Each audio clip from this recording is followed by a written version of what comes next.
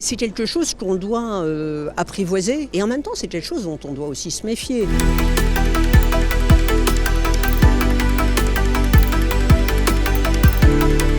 L'IA générative, c'est vraiment une révolution et comme toutes les révolutions, on ne sait pas trop comment ça va atterrir, donc on est forcément un tout petit peu inquiet. Mais en même temps, c'est une porte ouverte vers des chemins plus courts, vers aussi des économies, donc une meilleure profitabilité. Tout ça va effectivement un peu tout bouger.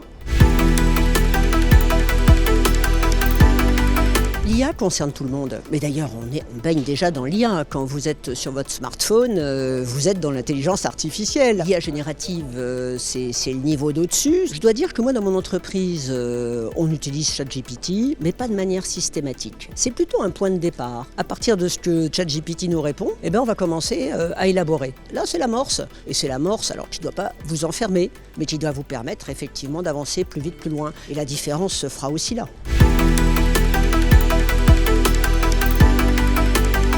C'est quelque chose qu'on doit apprivoiser et en même temps c'est quelque chose dont on doit aussi se méfier. Par exemple, imaginez dans une entreprise, on a mis en place une technologie, on a toutes les choses gardées de manière un peu secrète, etc. On fait des notes et puis on les envoie à la traduction par ChatGPT. Ça veut dire que tout ce que vous avez mis à la traduction, pratiquement en données libres. Toute la problématique du secret industriel va aussi bouger à travers ça.